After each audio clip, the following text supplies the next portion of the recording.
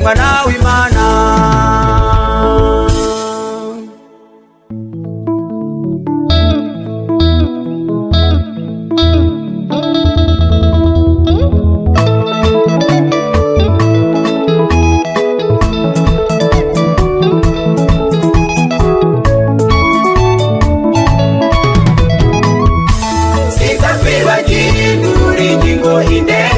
Sinza kwibagirwa ingingo indengera Yesu we.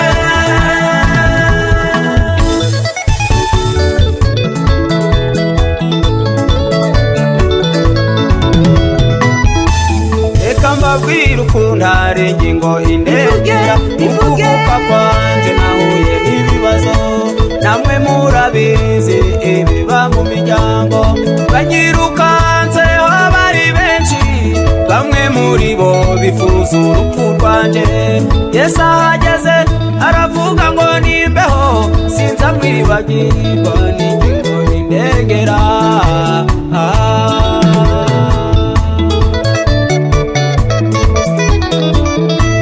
Warabikoze warabikoze warabikoze warabikoze. Sinza kwibagirwa ingingo indengera Sinza kwibagirwa ingingo indengera Yesu we.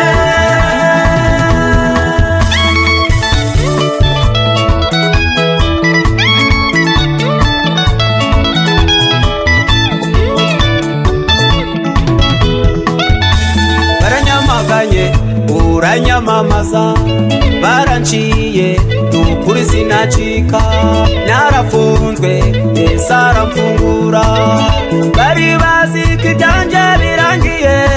Yesu ahageze ahita bemeza sinza mwibagirwa n'ingingo indengera. Nawe mugenzi reka kwiheba iyo avuze ngo baho niyo yitwa ndiho. Bihorere bavuga ayo bashaka Imana yacu niyibeshaho. Imana yacu ifite andi maboko.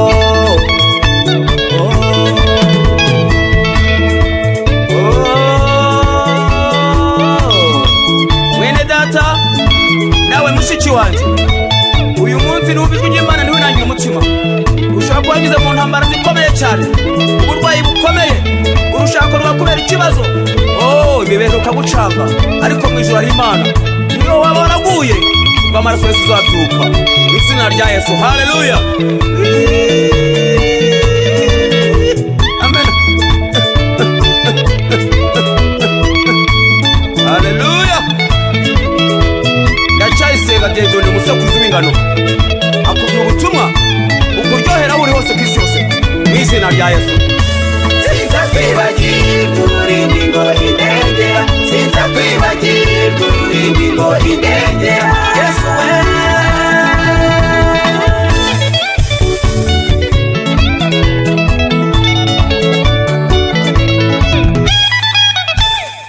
Ntabaruza ntabarunabaye ukansubize mu mubabaro wanjye. Ntabaruza ntabarunabaye ukansubize mu mubabaro wanjye. Ntabaruza nkure mwikode ukansubize Mana muri burende. Ntabaruza ntabarunabaye ukansubize mu mubabaro wanjye.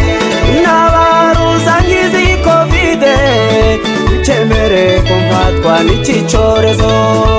Ntabaruza ntabarunabaye ukansubize mu mubabaro wanjye. Ntabaruza ngize ubu bukene ukansubize Mana mu muhangayiko. Ntabaruza ntabarunabaye ukansubize mu mubabaro wanjye.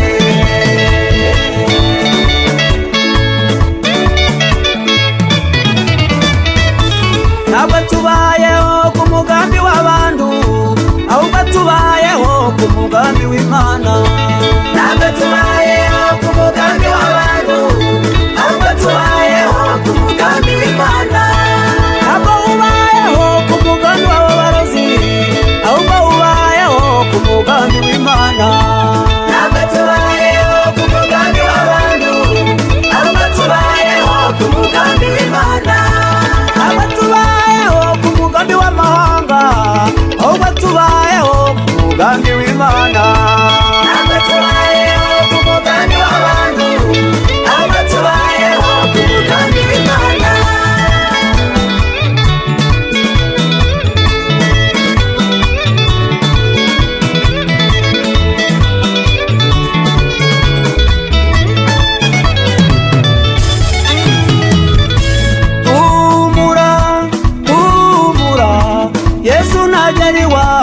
ibibazo bizashira, Yesu nagera iwawe ibibazo bizashira.